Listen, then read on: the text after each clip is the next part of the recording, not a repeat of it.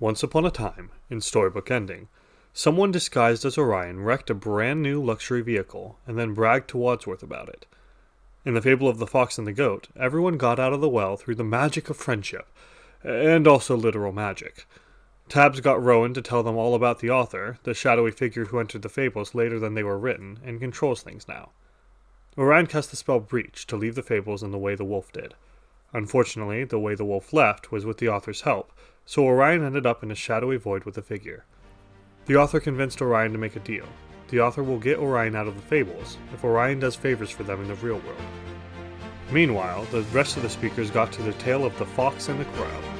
Tabs followed the familiar story and retrieved the book they need, but just before he could read it, they were all overtaken by shadow.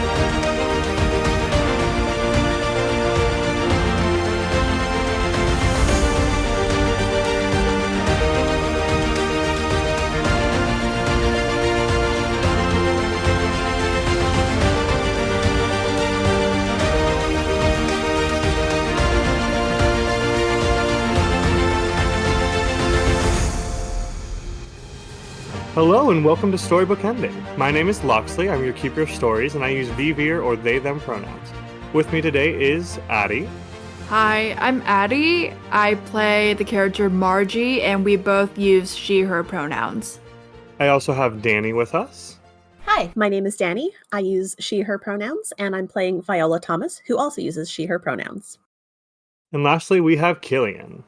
Hi, I'm Killian. I use they/them pronouns, and I play Tabitha, who uses he/they pronouns. Wow, Viola, you look really pretty tonight. Wow, Edward, in a nice dress shirt and slacks, stands holding a bouquet of flowers. He looks nervous, even more so than usual, as Viola steps out of the library. So, where do you want to? I'm going to have to stop you there, Edward. I am not interested in going anywhere with you. But earlier you said it doesn't matter what I said. Did you really believe I'd want to go on a date with someone so pathetic? Edward is blinking rapidly now, perhaps in surprise, or perhaps holding back tears. He doesn't have time to react much before Viola pulls out her phone, opens an app, and starts filming. Hello all, it's me, Viola, the librarian of Fox Jumps, and I just wanted to tell you the funniest story. It involves a very nice sports car, a farm, and a whole lot of manure. Across the street, just within the shadows of the forest, a crouching man looks at the librarian with a pair of binoculars. I'm onto you, whatever you are. With that, we're going to cut over to a realm of shadow. Tabitha, you have the book in hand. You all heard this whispery, sort of raspy voice say, "We have a deal." Orion is there with you, but he is being sort of overtaken in a sense. What do you do? Oh. See, my first thought is like finishing it like all of our other encounters where it's like read the last few words of the story, but we don't have that here. Because there's so many stories. Actually. Yes. You do have the story you're in, and I will say, I think Tabitha in particular is pretty familiar with this story. I went ahead and wrote down your last words in this story from session 1, episode 1. Mm-hmm. So if that's what you would like to do, you may do that. Does anyone else have any other ideas before I do this? Because I feel like that might be a segue to finish this scene. It feels appropriate. Yeah, Margie is very reactive, so all she'll be saying is "What deal?" You know, so which doesn't really advance anything. So I guess with that, Tabs will look at the book in hands before closing it after like skimming a few pages, and cards back his hair before saying, "My dear, your wits are not nearly as powerful as your beauty. I'm afraid there's other times when you may keep your meals. Learn from that, my dear." All right. Tabitha, this is normally the time when I would have you roll an epic challenge. However, there are greater forces at work here. You all arrive in Fox Jumps. You could say we see a forest, but it is not some necessarily picturesque glade in which animal people are gallivanting about or eating each other. It is the forest. You are back in Fox Jumps. I think you've walked around enough that you recognize this area, and you hear a commotion in the distance. Orion is nowhere to be found, but Annabella is standing next to you. She falls to her knees, grasps at the leaves on the ground, and is crying. Tears of joy. What do you do? Margie also gets down to her knees next to Annabella and tries to like hold her and comfort her. She's like, "Here we are, Annabella. We're finally home." Home. Oh my god. I'm finally home. It's been so long, Margie. You don't know how hard it was. I had to fight to live. I had to hide and run and oh god. It feels so good to be back here. Oh, I know how you feel. Honestly, the last time I was in this forest, well, a hut almost fell on me. Never thought I'd be glad to see it so soon again. Yeah. Well, you'll have to catch me up on what's happening down soon. I need to. Oh my god, I have a bed. I can sleep in a bed. You can sleep in your bed. You haven't missed all that much, I don't believe. Just a few odd occurrences. Come on, let's get up. As they're chatting, Viola looks at her phone to see if she can tell. She wants to see what date it is. She wants to see if Oh, that's a good question. it was longer than she expected. Like, it felt like not that long, but Right. after Annabella talking about time being so strange and feeling like she'd been there forever. Yeah, let's see. I don't think we ever established the exact date when it was before. No. But it was like I think we said early summer, late spring. It is now 2030 and it's winter and there's been a nuclear Oh, apocalypse. lovely. Oh no. I think it is the weekend after you left into the book. The day of the 150-year celebration, when Margie was with the town planning to put on this big sort of festival. Margie, you remember that was supposed to be taking place kind of on the edge of the forest near the middle of town, Mm-hmm. and you are in the forest now. But yeah, it's been a few days, definitely longer than the like couple hours it felt like. Well, good news and bad news. The good news is Annabella was correct in that time moved differently there. The bad news is that it is the weekend. It's time for the celebration, and I'm sorry, Margie, you have probably missed most of the preparations. No! And Margie kind of gets up from the forest floor and goes, "No, I didn't even lock off the lazy dog. Oh, what have I done? I need to check on everything, the preparation. Oh my god, I completely abandoned JoJo's boy." Wait, breathe, Margie, breathe. And Viola's gonna look around. Is it just the four of us? At first, it is just the four of you, you three speakers, not including Orion, and then Annabella. And then you hear the flapping of wings overhead. And then you hear, let me lean back from my mic a little bit. You hear, "Whoa! Is that you guys? Are you back together?" Yes, we're back, Eagle. Holy shit! It's been like, I don't know. I can't keep track of time. I'm a bird. But it's been like a while. Yes. Yes. Eagle, did you stop by the lazy dog? Tell me, status report. How is it? It hasn't burned down, right? Oh my goodness. I didn't even realize. Okay. Margie, breathe. Deep breath in. Breathe in. I'm breathing. I'm fully aware. I know how to breathe. Okay. No, I'm trying to get you to calm down, Margie. Deep breath in. You don't gotta tell me twice.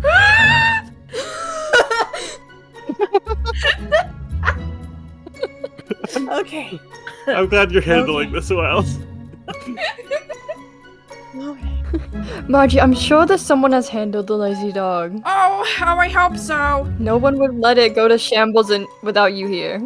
Oh, if they did, I'll just give them a piece of my mind and something else too. Oh, goodness. No, you're... I'm sure Shannon held down the fort. Yeah, it's fine. Hey, wait a second. What do you mean you abandoned the lazy dog? You were... And he kind of pops off of his branch and flaps down to the ground, and he points towards where you hear the distant commotion going on. He says, I thought you were just over there, like a minute ago. Oh no. Oh, dear. What do you mean? We, and Margie kind of like gestures to all four of them. We have been trapped in a storybook, like dodging giant dogs and cats and living with rats and hiding in food and flying on saucers. It's been a hectic couple of hours. You would not believe the few hours we've had, Eagle. Few hours? Yeah, okay. One hell of a trip. Goodness. But man, Margie, you really pissed those people off. What the hell did I do? What people? Pissed off who? Like, I don't know, everyone? Everyone! And he takes off and starts flapping towards the commotion, Oh, seemingly expecting you to follow. Tabs will immediately run. Margie takes after him. Hello, and thank you for listening to Storybook Ending. We're on episode 25 now, which is crazy, and we appreciate each and every one of you who listens. Hey, why don't you leave a rating and review? It's up to you, of course, but if you don't, I can't promise you won't be pulled into a shadowy void for an indeterminate amount of time. You can also share the show with people you know, since word of mouth is the best way to spread media you enjoy. Speaking of sharing, come join us on the Actual Place. It's a great Discord server with a community of actual play creators and fans, where you can chat with the cast and other fans of Storybook Ending. Now, the next episode should be out February 5th. Until then, enjoy the rest of the episode.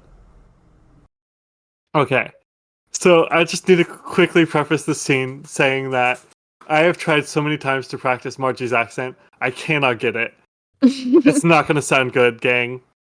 I'm going to do my best, but it's... All you have to Do you have any do is tips? squeeze your voice to the back of your throat. If you can imagine. I don't know how to do that. Squeeze my voice to the back of my throat. Yeah. So like, you know how when you're talking, you kind of take up like all of the mouth space you have? Well, I kind of, yeah. So what I do for Margie is that I try to like shrink it, like basically compress where I'm speaking all the way to the back of my throat. Okay. It's like the walls are closing in. Claustrophobia, the character. Yeah, I basically like lock my voice in a closet. Oh, damn. And then it comes out as gay in the year of our Lord 2025? Yeah. Your voice does? Oh, I'm so happy for it. Let me just practice real quick. Your friends. Your friends. I want you to know, Addie, I have said that word in Margie's voice so many times because it's just such an iconic line. I love it. Your friends. Your friends. I don't remember when that was. I It was at the end of the Wizard of Oz arc. You were talking to JoJo about dispatching other police officers, I think. Oh, okay. Anyways, major sidetrack. But you do There's a start. little, yeah. There's a little Go more ahead. vocal fry, but there's more vocal fry. But you're very close. Okay. Again, just don't expect much from me. I'm gonna try though. I really am. You run through the forest, and you hear weirdly over like a loud speaker system. Like it does not sound normal, but you hear Margie's voice, and you kind of start to pick up partway through what she's saying, and she says, "And another thing. Shannon McCarthy is a lousy employee, a real slacker. I really thought she could turn things around, but no, she's still the same delinquent she always was." Lies! And Margie, is like, she's hauling ass. She's hauling ass. halfway through it. I was This hoping you'd interrupt it. imposter. You damn. No, of course she would interrupt. She's like so pissed yeah. off. For sure. And she kind of like hops onto the podium or like the elevated stage or whatever, kind of like rolls across to get her bearings, and then like gets up again. Okay. And like she's like, "I don't know who the fuck you are, but you're a fucking imposter, and how dare you? How dare you employee like Shannon is fucking great, you piece of fucking lying fruitcake." Okay. Fruitcake? Oh my god. Okay. Sorry, let me catch my breath. Let me just erase all of these notes. I don't need them anymore because you have, in a good way. Yeah, the crowd, which is kind of all, like I said, at the edge of the forest, there's a good chunk of the town's population. They all seem kind of angry or hurt or confused, like they were about to boil over. And then Margie just vaults onto the stage and starts, very unusual for Margie, I think. She doesn't tend to curse a whole lot. When she does, it's pretty impactful. So this much, I feel like, really gets everyone's attention.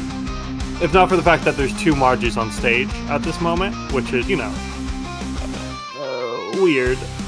I don't know if anyone's really reacting yet, but everyone seems very confused and like they are on the edge of their seats watching you. Yeah, Margie continues. Okay, go for it. I have been trapped in a storybook, getting chased by fucking cats who want to eat my ass. I will not have you stand up here and besmirch my reputation, my family, my fucking town. Whoever the fuck you are, get the fuck out of my town. Yeah, everyone just kind of blinks in unison.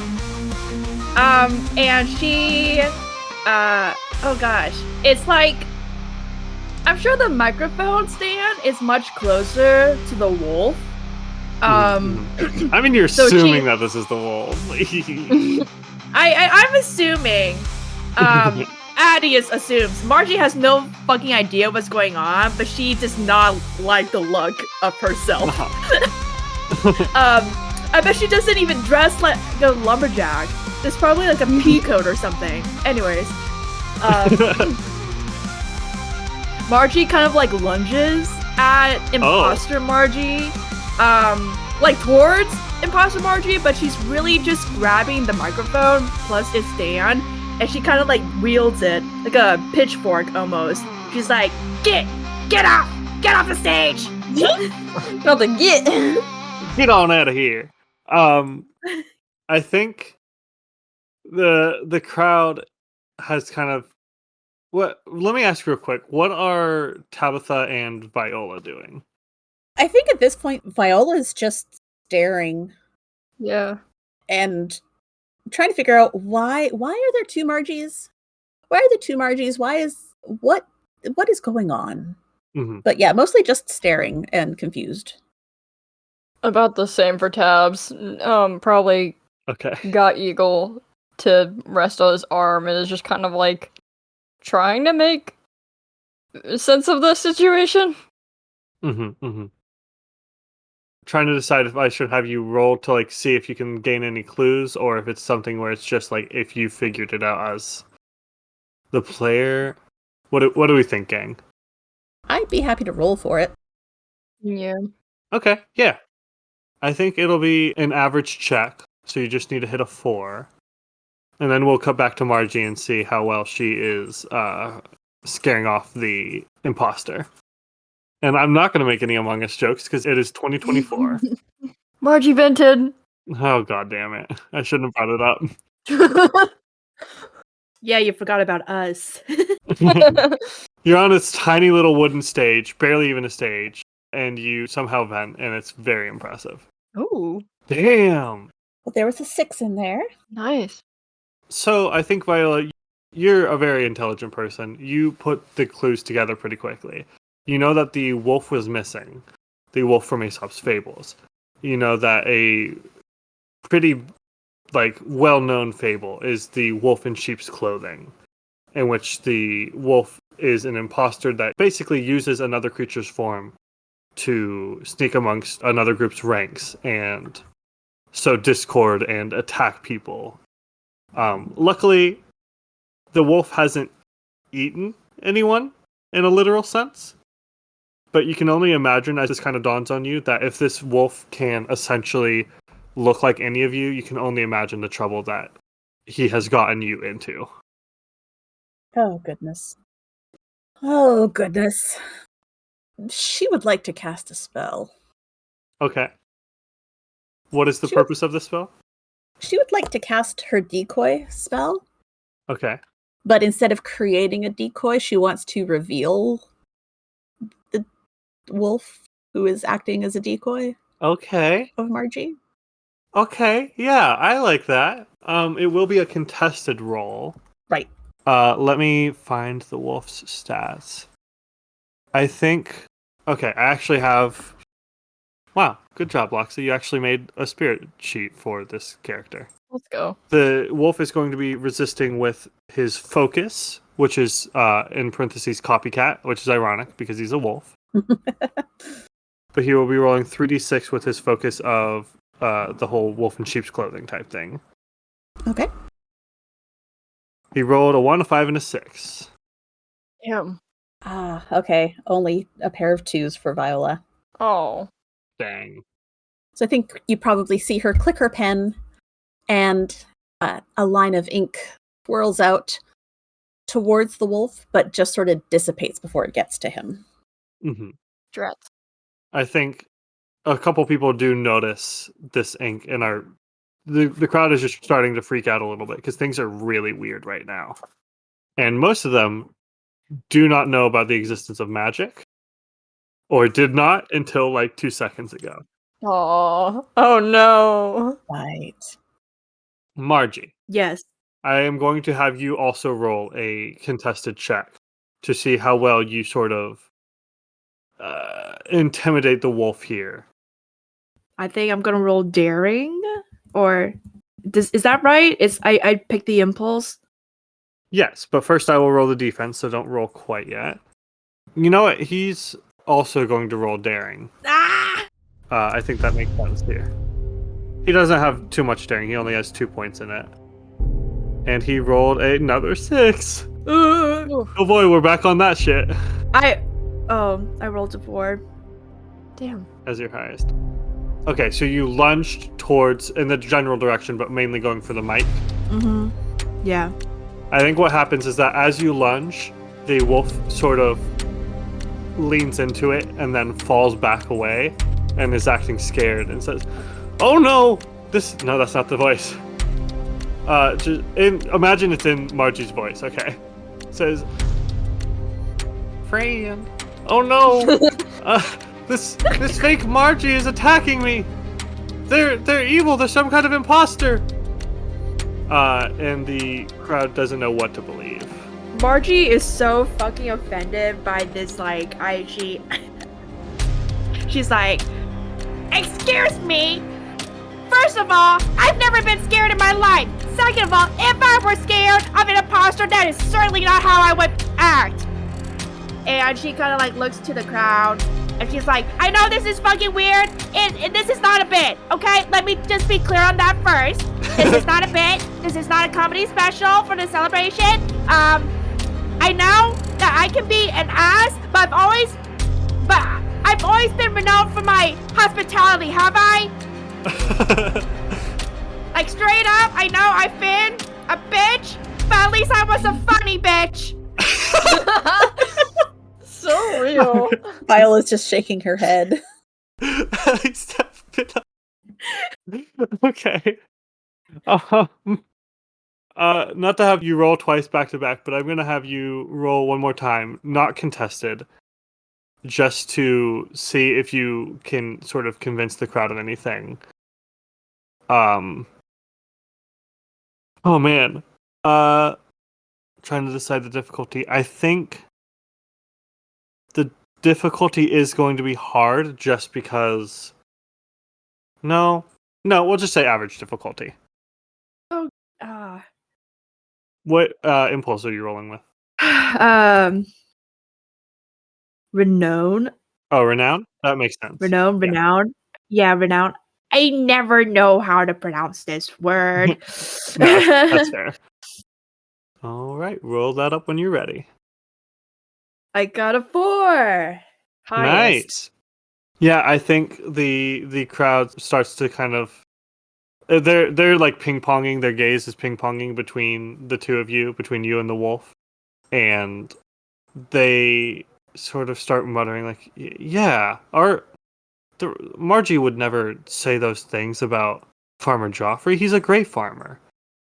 And another person says, I saw her walk past Bear, and she didn't even pat him or say hello or anything. That's not like her. And they're just sort of starting to realize that, like, hey, this has been pretty out of character for you, actually. Someone says, there just must be something in the water these days. And the person next to them kind of punches them in the arm and says, no, idiot, there's magic. So they're handling that well. Oh, good. Oh, good. The crowd starts turning against you, and the fake Margie kind of scowls at you. Real Margie. Tabitha, are you still just watching? I just want to check if you're wanting to. Probably at one point during this argument nudged Viola to be like, what is happening? To get Oh. Viola's scoop. Right. That is the wolf in sheep's clothing. Ah, Do we still have the book? Do I have the book? would we? Oh, that's a great question. I don't remember who had it last. I did. Yeah, no, I think Tabitha, you do have the book because there were greater forces at play, so things aren't quite the way that they would normally be. I could always read the last few lines of the wolf in sheep's clothing to see if that diminishes the spell. Give it a shot. It can't hurt, right? Can't hurt. So I guess he'll skim through this book while everything's happening, and after like the crowd starts murmuring and everything, he will draw a coin from his bag, I guess, and read off. Mhm. That evening, the wolf entered the fold with the flock, but it happened that the shepherd took a fancy for mutton broth that very evening, and, picking up a knife, went to the fold. There, the first he laid hands on and killed was the wolf. Yeah, I will have you roll that epic challenge. So you need to hit 2 4s. Mm-hmm. If Margie or Viola want to lend their magic here, you can. Although Margie's a little bit distracted, but I think Margie, you're interacting with the wolf, who's kind of the target here. So I think you can do it kind of more targeting the wolf than targeting Tabitha, if that makes sense. If you want to cast a boon, Viola will definitely help okay. with feeling. Okay. Makes sense. Are you casting a new spell or are you using an existing spell? I don't have. If I cast a new one, I have better chance of it succeeding. So Yeah, I'll cast a new one. Fair enough. Ooh. New spell. So you add 3d6 in feeling. Yes. Alrighty. That is a lot of O's. Mhm. It is. It is so many O's. What exactly is Tabs trying to do? Just trying to end the story by reading off the last couple lines. Similar to how we always have. Could I use ties, as in ties up the end of things? Mm. Yeah, I think that worked. I've said before that with the sort of end of manifestation roles, the reading the last lines of a book, it can be a little bit more broad because it's like a overarching action sort of thing. Okay, so yeah, I would like to use ties to tie it all up, tie up the end of the story. Yeah. And this, especially because this wolf is kind of a loose string Mm-hmm. character here, being left over after you've escaped. So yeah, roll your 3d6 to see what kind of impact you have. Oh, Oh. that's deeply unfortunate. Ouch. She doesn't help much at all. Yeah, a 3, a 2, and a 3. Your magic is just not working with you. This is unfortunate. Mm-hmm. Oh. Bots hate me. It's fine. Rats. um, yeah, I think you try to tie up the story, and the wolf himself actually turns to you as Margie and just kind of growls at you. And for some reason, even across the clamoring crowd and this whole situation, you can hear it loud and clear, and it just sort of messes with your magic. Margie, did you want to do anything to help out here, or were you... So Margie, one of her spells is rid. Mm. And so I would like to cast the rid spell to literally get rid of this imposter. I think you did do that last time, so we have precedent for that working. How many points in rid do you have? 4. Yeah, roll 4d6. Ooh, I got a Nice. 6. Got a 6. All right. So Tabitha, you will choose your impulse and roll with an extra 1d6. Could scheme work with taking into account multiple factors beyond the present context with, like, Eagle having told us that this guy's fucked with a lot of things in town and everything, so we're trying to mitigate more damage? Yeah, I think that could work, yes. I could also do it with, like, daring, seeing that, like, I'd take the attention of this wolf into myself with casting this spell to get rid of him. Maybe? Either one works. It'll be slightly different based on what... I know they're the same number of dice, right? Mm-hmm. Yeah. Both 4d6. Yep. You can choose either one. Either one could work. It'll just be a slightly different effect, depending. So doing scheme or daring? Daring. All right. Wow, you rolled much better. Woohoo! Let's go. You rolled 2 4s and a 5, along with 2 3s. What does this look like as Tabs does it? Because I don't... Has Tabs been the one to read it before? No, not at all. Okay. He's given it away to Viola every time. Yeah. But with the coin in his hand, I want to say that the coin will evaporate into the pages of the book and take hold within the pages before the magic kind of reaches from the book toward the wolf. To, like, try and handle that. I think the magic starts to reach out for the wolf, and he starts to sort of unwind into words. And rather than looking panicked or upset, I think it's kind of unnerving because he just looks at each of you in turn and then just sort of grins this toothful grin. And he growls in a voice that is very much not Margie's. The damage is done.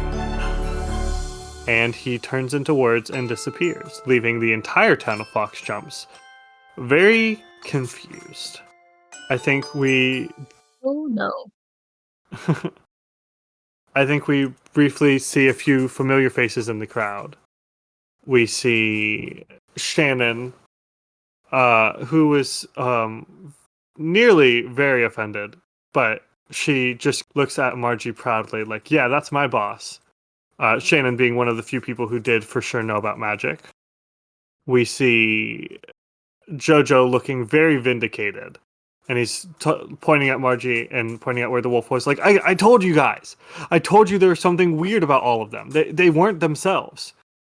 We see Edward, and he just looks like a sad, sad little man at Viola from across the yard. It's unclear whether he's put together that it wasn't Viola. Either way, still pretty heartbroken. And then we see Tom. And he doesn't really seem to want to, but he forces himself at the recommendation of a sort of middle-aged couple, sort of suburbanite couple that's standing next to him. And he kind of shrugs his shoulders and walks over to Tabitha. And he says, hey. Oh, Tom. It's nice to see you. Is it? Is it? What do you mean? Listen, I know stuff is weird in this town lately, but I just want you to know. Everyone, I have an announcement. John Noble has stepped up onto the stage next to Margie, uncaring of her presence, and he is standing next to a third person, the mayor of Fox Jumps, who says, actually, I have an announcement. I'm stepping down as mayor, effective immediately. This shit is too weird for me. I'm out of here. Goodbye. And the mayor walks off the stage. Wait, what? And starts to walk out of town, never to be seen again. John Noble grins slyly and says, I would like to announce my candidacy for mayor of Fox Jumps. No! Ew! No! Ew! Ugh.